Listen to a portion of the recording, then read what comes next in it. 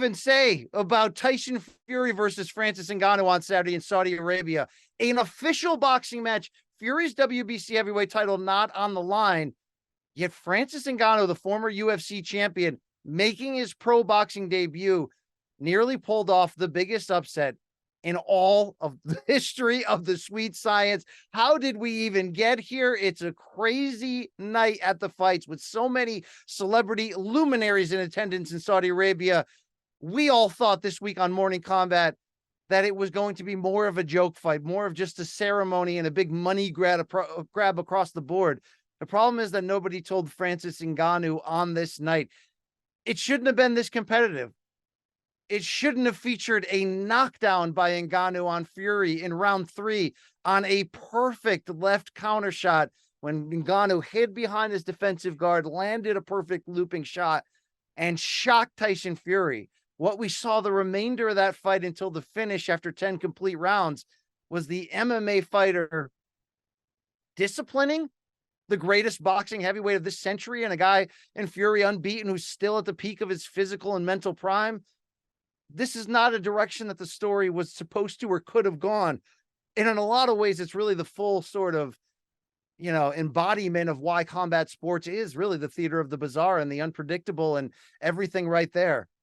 A fight that we thought was going to fall in line with Misfits Boxing, Dylan Dennis, the Paul brothers, all of the recent hullabaloo in this crossover bubble, turned out to be an actual real fight. And turned out to be one of the more dangerous nights in the history of Tyson Fury's great career. Remember when Otto Wallin a few years ago opened up a nasty cut above the eye of Fury, and in many other jurisdictions might have done enough to pull out a championship upset due to doctor stoppage. Fury hung on to his title that night, but this was one of those unexpected evenings where it all nearly fell apart. And for Ngannou, it's what he brought to the table beyond just the puncher's chance of what if he connects clean with that one shot that ultimately shocked all of us. Ngannou, you could argue, already had won just by getting to this point, by securing this bag, as we said, the big payday that he was unable to secure in the UFC.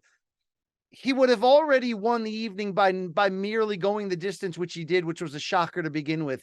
Or by scoring a knockdown, which he did against Fury, that just, it had us all scratching our heads, like almost as if what we were watching was a movie. But for Ngannou to be able to competently pull off 10 rounds against a 6'9", quick, powerful heavyweight who in just 2 months is supposed to be fighting the first 4-belt undisputed heavyweight championship fight in the history of the sport between two unbeaten all-time great champions in him and Alexander Usyk. And Fury almost didn't get there. And the main reason for that isn't just the knockdown and the fact that Ngannou does seem to have sick next level power, scary next level power, Deontay Wilder level next level power. Remember, right? One of the biggest punchers in heavyweight history who knocked Fury down 4 times in 3 fights, but was unable to beat him. In this case, Ngannou showed, yes, that his power is real.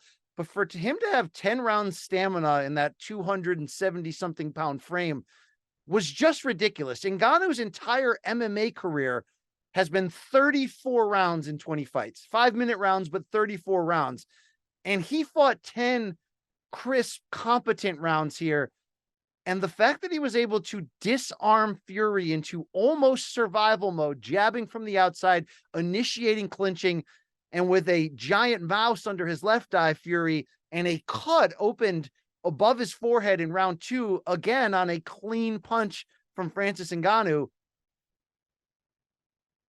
What do we want to say here? Talk about theater of the unexpected. It shouldn't have been possible for Ngannou to do what he did. Not just the 10-round stamina, not just the competency of his technique, his ability to switch stances, which seemed to get him in a little trouble early as Fury also went southpaw and seemed to land clean shots. Throughout the fight, Ngannou successfully gave Fury different looks that scared him enough, whether that scare level was more due to the idea that Fury needed to protect this Usyk fight that's scheduled for December 23rd in Saudi Arabia and has a ton of money and history behind it. Or maybe it's because Ngannou really is that much better than we all thought he would be, than we all thought he could be, than we all thought could be possible. Yet there is a theme in Tyson in I'm sorry, in Ngannou's career. And do we all owe him an apology first and foremost? Yeah. We've never seen, maybe short of old Anderson Silva against washed up Julio Cesar Chavez Jr., have we ever seen somebody go in there and, get the better of the boxer when they are the outsider coming in? Not like this, right? I mean, I know there was that weird MMA knockout with Tim Sylvia and Ray Mercer, which had some of that element, but that was in an MMA cage in an MMA fight. We hadn't seen it in that flip side way. How the heck did Ngannou do that? How the heck did he call his shot, go through literally hell to get out of his UFC deal, which not just meant meeting the sunset clause and fulfilling his contract. It was defending his title in a heavyweight unification against an unbeaten rising opponent in Cyril Gane, 3 weeks removed from a broken, MCL, PCL, all the CLs that are there. The point of what I'm trying to say is there has been a consistent theme in Ngannou's life, and it's that nothing is impossible, that the limits of practicality that we all, add to our life when we weigh the pros and cons, the risks of going after our dreams, right? There's a reason why so many people live safe lives. This was a man who never did, who left Cameroon in his mid-20s to chase a pro boxing dream and end up in a Spanish prison for trespassing, end up homeless in Paris, walking into an MMA gym, and then 8 years later winning the UFC heavyweight championship. Things that were already impossible to begin with. Things that were already just irresponsible to consider on the highest level of combat sports. So it only seemed like we had to be realistic. We'd all watched Mayweather McGregor before. It almost seemed like, as much as we loved Francis's story, him securing the bag of this payday, him getting the freedom contractually that he wanted from the UFC while fighting for, at the advocacy of fighters. That's all well and good until you go in there against the active best heavyweight in the world of this era, and one of the best of all time in Tyson Fury. It wasn't Mayweather McGregor, where the advantages were all built into the MMA fighter on purpose to try to level that out. What I guess I mean by that is you're having, in that fight, you have McGregor with a 9-year age advantage, or I think it was an 11-year age advantage. You have him as the naturally bigger man.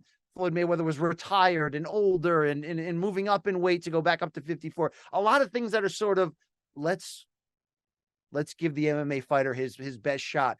In this case, there was no advantage given to Ngannou. The title wasn't on the line. We thought this might have been an exhibition up until 24 hours before, when the powers that be finally filed the right paperwork to make this an official fight and had the right, British Board of Control overseeing it on Saudi Arabian ground there. But there were no advantages for Francis. He was fighting a younger, taller, longer, faster, power advantage to Ngannou, sure, but a heavyweight that can knock people out, that can lean on people. None of this happened in this evening. I don't know if Fury took him too lightly. I mean, Fury of late does come in with the big stomach, the love handles, yet always has that great stamina, the warrior's heart. Maybe this was a case of Fury fighting a little bit too safe and then fought a guy who better than he should have been in so many ways. I mean, you want to talk future? How do we spin out of this? Well, first, let's talk about the decision, a split decision for Tyson Fury.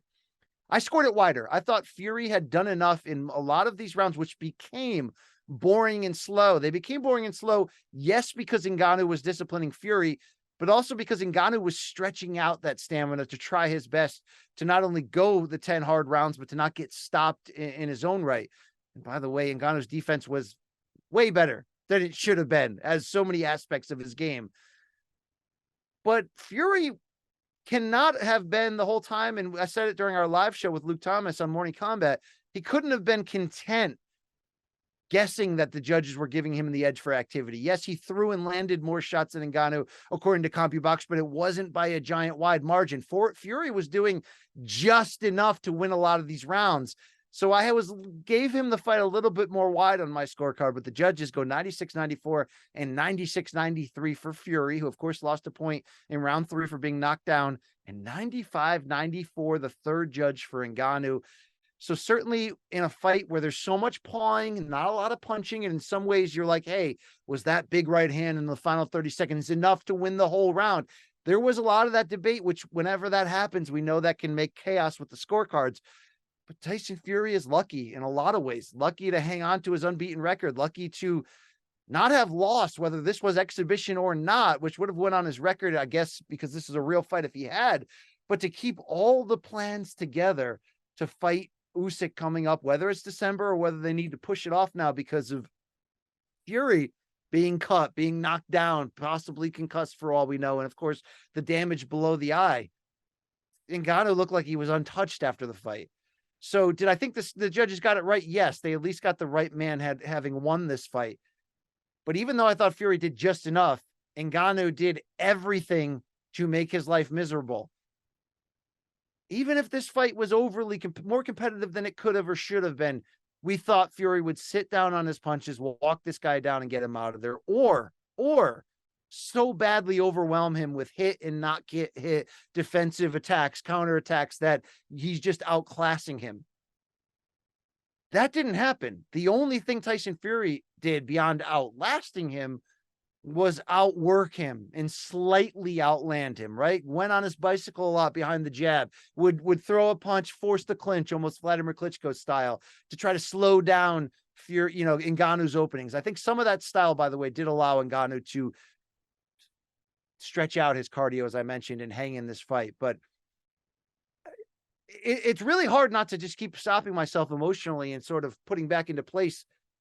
What did I just see? It's one of those bizarre nights in combat sports. You take a chance and you put a fight like this so close to a real fight, things can go wrong.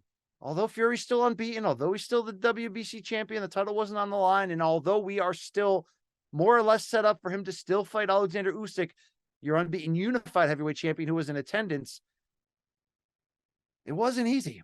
It turned out to be a real fight that we didn't think. It came as close to being a complete and abject debacle for Fury that is possible. And that's all because the unique heart and just sick, unique. I mean, he's a freak of nature, Francis, right? The power, the speed, the will, the stamina for a guy that muscular and large. So much about him is just freak-like. But that freak-like ability mixed with his hunger to want to grow and learn in this sport, right? It was always originally his dream to be heavyweight champion. And he put together one of the most ridiculous nights that we've seen in boxing history and came that close to pulling the biggest upset, bigger than Buster Douglas and Mike Tyson, bigger than, let's talk combat sports. You know what I mean? Like that would have been bigger than Ronda Rousey and Holly Holm, Amanda Nunes, losing to Juliana Pena, the head kick knockout against Usman by Edwards, right? Like a lot of times we're talking about, well, these are kind of great fighters that were just sort of unheralded and finally had their moment. God, who's not even a pro boxer. Yet he went in there against the best heavyweight of this era, one of the best of history. And he hurt him. He dropped him. He disciplined him. He changed him. He made him fight a different fight. And he was there at the end, not to get his hand raised, but to get every ounce of a moral victory that one man ever could have wanted. This is the biggest victory and a loss that I can really remember in the history of this sport. We've seen aging old fighters like give a great effort and come up empty and take home the moral win. But have we seen a Rocky movie-like moral victory like we are seeing tonight? This was almost stealing the script of Balboa versus Creed 1 from Rocky 1. Ngannou shouldn't have been in there, yet he scored the knockdown. He nearly scored the upset, but he gets a lifetime full of respect. He gets the ability that no one should really ever doubt him ever again. And I'll tell you what else he's going to get.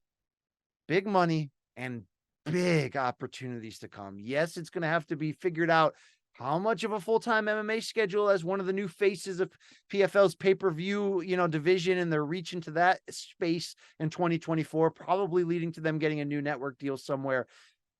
How much is this boxing performance going to help his brand and help PFL? But how quickly will those phone calls come? Maybe it's Deontay Wilder. Maybe that's the thing. When you fight this well against somebody as credible as Fury and you make him hang on, you make him force clinches, you make him do just enough to edge out the fight and save embarrassment, you're going to get a lot of calls for big fights, the kind that I think Ngannou just proved that he might belong in. that you're not going to be able to dismiss him by wide, odds maker bets to start, by wide lines. When you have that kind of power and will and freak elements to your physical game, and obviously he's an incredibly hard worker, but then you're also able to raise your scale, your skills up to a level of fundamental, he fought Tyson Fury on almost an even level. That's the craziest thing I've ever said. That's great. Like, nights like this remind you that we don't always know, but also reminds you that you can only dismiss someone's chances so much. The whole idea of, every man has two hands, and that whole idea, chip in a chair and poker, like that whole idea of, well, until until you've knocked me out, I'm still in this. Wow. That's all I got. Francis Ngannou, 0-1 as a professional boxer. But boy, does that not tell the story on one of the weirdest nights in the history of combat sports. This has been Brian Campbell of Morning Combat, of course, one half of this incredible award-winning combat sports duo on CBS Sports, alongside Luke Thomas every Monday, Wednesday, and Friday, 11 a.m. in the East on the Morning Combat YouTube channel. Check us out Monday morning, 11 a.m. We'll have a lot to talk about where do we go next? Where does Usyk fit in? What a wild night from the man who didn't fumble the bag. He didn't get the win, but he may have won over the hearts across the world with this performance of fans, of admirers. Francis Ngannou, congratulations. We are sorry. We are wrong. We were wrong. We might even continue to be wrong. What a performance in defeat, as Tyson Fury is unbeaten still by that much. You never know what's going to happen until they get in there and fight. This has been Brian Campbell of Morning Combat. Enjoy yourselves. Thank you for watching. Wow, what a night in combat sports.